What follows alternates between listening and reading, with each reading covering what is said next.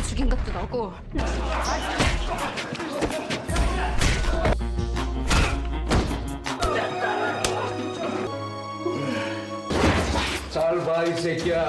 Hello fox, तो क्या हाल चाल आपके। तो स्वागत है आपका बैड गाइज सीरीज के 9th एपिसोड में, और बाकियों का लिंक आपको डिस्क्रिप्शन में मिल जाएगा। तो एपिसोड की शुरुआत होती है यूमिन और विलियम से, जहां यूमिन विलियम को कहती है कि तुमने ये सब क्यों किया, 2 साल पहले क्या हुआ था, मुझे सब जानना है। तभी विलियम उसे कहता है कि क्या तुम्हें लगता है मैं ये सब करूंगा। अब यूमिन की परेशानी को दूर करने के लिए विलियम उसे 2 साल पहले की कहानी बताता है कि 2 साल पहले क्या हुआ था। तो कहानी शुरू होती है विलियम से, जो कि बहुत ही ईमानदार ऑफिसर था, और विलियम के नाम से पूरे शहर के गैंगस्टर डरते थे। और एक दिन विलियम और उसके पार्टनर पार्क को साइको किलर का केस मिलता है, जो कि अब तक 13 विक्टिम्स को मार चुका था, और अपने शिकार को मारकर साइको किलर काफी एंजॉय करता था। लेकिन क्राइम सीन पर वो कोई सबूत नहीं छोड़ता था, इसलिए किलर को ढूंढना थोड़ा मुश्किल है। लेकिन विलियम कैसे भी किलर को दबोचना चाहता है। और तभी हम स्टीफन को देखते हैं, जो कि शहर के सभी गैंगस्टर को पीटकर उनके कसीनो और क्लब्स को छीन लेता है, और उनका सारा कंट्रोल वो ह्यूंग के पास दे देता है।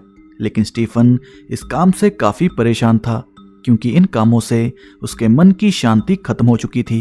और उसके पिता भी स्टीफन को पसंद नहीं करते, क्योंकि स्टीफन बुरे काम करता है, और अपनी पावर की मदद से स्टीफन शहर में कब्जा कर लेता है, और सारे गैंगस्टर स्टीफन के कंट्रोल में हैं।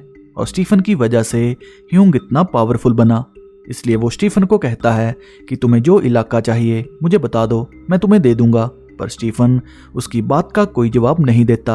और विलियम अपनी बेटी के साथ बहुत ही खुश था, जहां विलियम की बेटी एनी को पियानो बहुत ही अच्छा लगता है। वो दुनिया में सबसे बड़ी पियानो आर्टिस्ट बनना चाहती है, इसलिए एनी की टीचर विलियम को कहती है कि एनी का टैलेंट यहाँ पर वेस्ट मत करो, उसे दूसरी कंट्री भेजकर आगे की स्टडी करवाओ। पर एनी अच्छे से जानती है कि उसके पिता के पास इतने पैसे नहीं हैं। खैर, ह्यूंग विलियम को अपने पास बुलाता है, जहां वो विलियम को ऑफर देता है कि मेरा साथ दो और ये पैसे लेकर अपनी बेटी का फ्यूचर सेट करो, क्योंकि तुम्हारी सैलरी में एनी खुश नहीं रह सकती और ना वो दूसरी कंट्री जा सकती है। पर विलियम असूलों का पक्का है, वो ह्यूंग को पीटकर यहाँ से चला जाता है।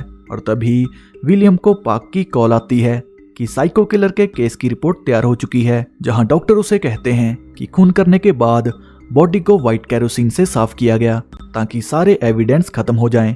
और ये व्हाइट कैरोसिन तुम्हें किसी भी गैस स्टेशन से मिल जाएगी, जो कि नॉर्मल सी बात है, क्योंकि घरों के हीटर में व्हाइट कैरोसिन यूज होती है। ये सुनने के बाद विलियम पार्क को कहता है कि सीसीटीवी फुटेज को चेक करो, जिसने भी क्राइम सीन से पहले गैस स्टेशन से कैरोसिन खरीदा सबकी जांच करो। और तभी विलियम को हॉस्पिटल से कॉल आती है कि तुम्हारी बेटी हॉस्पिटल में एडमिट है, क्योंकि ज्यादा पैसे कमाने के चक्कर में वो बार में काम कर रही थी। कि तभी एक कस्टमर ने एनी के साथ बदतमीजी की, जिस कारण एनी को चोट लग गई। पर विलियम एनी को नहीं डांटता, वो उसे समझाने की कोशिश करता है कि तुम्हें ऐसे काम नहीं करने चाहिए। लेकिन एनी अपने पिता पर बोझ नहीं बनना चाहती, वो अपने सारे सपने भूलकर नॉर्मल जिंदगी जीना चाहती है, ताकि विलियम को कोई परेशानी ना हो। जिसके बाद विलियम उसी आदमी को जाकर मारने लगता है जिसने एनी को मारा था। अब एनी के सपने पूरे करने के लिए विलियम को एक ही रास्ता दिखता है, और वो था करप्शन का, यानी कि ह्यूंग से पैसे लेकर वो एनी को बाहर भेज देगा। जिसके बाद वो ह्यूंग को कहता है कि तुम जितने भी क्राइम करोगे मैं सबको हैंडल कर लूंगा, लेकिन अब तक जो क्राइम हो चुके हैं मैं उसका सारा इल्ज़ाम तुम्हारे साथी स्टीफन के ऊपर डाल दूंगा। और इससे होगा ये कि तुम तो सज़ा से बच जाओगे, लेकिन स्टीफन को जेल हो जाएगी, क्योंकि आज तक तुम्हारे सारे काम स्टीफन ने किए। पर ह्यूंग उसे मना कर देता है कि वो मेरे भाई जैसा है। पर विलियम ह्यूंग की बात नहीं मानता, जिसके बाद स्टीफन को अरेस्ट करके जेल भेज दिया जाता है। तो अब आप समझ चुके होंगे कि स्टीफन और विलियम का क्या रिश्ता है। और क्राइम यूनिट में स्टीफन को इसलिए शामिल किया गया ताकि विलियम अपने गिल्ट को खत्म कर सके और स्टीफन को नई जिंदगी दे सके। खैर, सीसीटीवी की मदद से विलियम साइको किलर को ढूंढ लेता है, जो कि अपनी गर्लफ्रेंड के साथ रहता है। और ये साइको किलर कोई और नहीं बल्कि ली था, जिसे विलियम जल्दी से अरेस्ट करके अपने साथ ले जाता है, जहां वो ली को कहता है कि हमारे पास सारे सबूत हैं, तुम लोगों को मारकर फिर कैरोसिन से सबूत को मिटा देते हो। पर ली उसे कहता है कि मैंने ऐसा कुछ नहीं किया, मैं व्हाइट कैरोसिन अपनी गर्लफ्रेंड के काम से खरीदता हूँ क्योंकि उसे पेंटिंग का शौक है और व्हाइट कैरोसिन से वो अपने पेंटिंग ब्रश को साफ करती है। तभी विलियम उसे कहता है कि ये तो ठीक है, लेकिन खून होने से पहले तुम विक्टिम के घर के बाहर क्या करते थे हम सब जानते हैं, इसलिए इनोसेंट बनने का नाटक मत करो। और ये सुनने के बाद ली उसे कहता है कि ये सब मुझे याद नहीं, मैं वहां पर कैसे पहुंचा। अब ली की सच्चाई जानने के लिए विलियम उसे मारने लगता है, लेकिन फिर भी ली को कुछ भी याद नहीं आता। जिसके बाद हम चीफ और विलियम को देखते हैं, जहां चीफ अभी छोटी पोस्ट पे थे, जो कि विलियम को कहते हैं कि ये केस के बाद मैं चीफ बन जाऊंगा, इसलिए जल्दी केस को खत्म करो। पर ली के खिलाफ कोई पुख्ता सबूत नहीं था और ना ही ली ने कन्फेस किया था, और ली की गर्लफ्रेंड यूजिन से भी विलियम को कोई सबूत नहीं मिलता। इसलिए विलियम के पास एक ही रास्ता था और वो था लाई डिटेक्टर टेस्ट, लेकिन इसमें भी विलियम को कुछ नहीं मिलता। पर विलियम कैसे भी ली को अरेस्ट करना चाहता है क्योंकि उसे ली पर पूरा शक है, और उसी बुनियाद पर वो ली के पुराने रिकॉर्ड चेक करता है, जहां विलियम को पता चलता है कि ली ने 2 चोरों को मार दिया था, लेकिन सेल्फ डिफेंस का केस होने के कारण ली को छोड़ दिया गया। लेकिन उसकी रिपोर्ट में यह भी था कि ली का साइको स्कोर 38 है, यानी कि ली थोड़ा सा साइको है। अब यही सबूत ली को जेल भेजने के लिए काफी था, लेकिन ये एविडेंस भी किसी काम नहीं आता, इसलिए ली को मजबूरी के कारण छोड़ दिया जाता है। और तभी विलियम को मिलने एनी आती है, जो कि दूसरे दिन कंट्री छोड़कर चली जाएगी। और तभी ली विलियम को आखिरी अलविदा करता है, और एनी को देख अजीब सी स्माइल। अब ली की हरकत को देख विलियम थोड़ा डर जाता है, जिसके बाद वो रात को प्रोसिक्यूटर ओ को मिलता है ताकि ली के बारे में उसे कुछ इन्फॉर्मेशन मिल सके, क्योंकि ली का केस पहले ओ के पास था और इधर एनी घर में अकेली थी।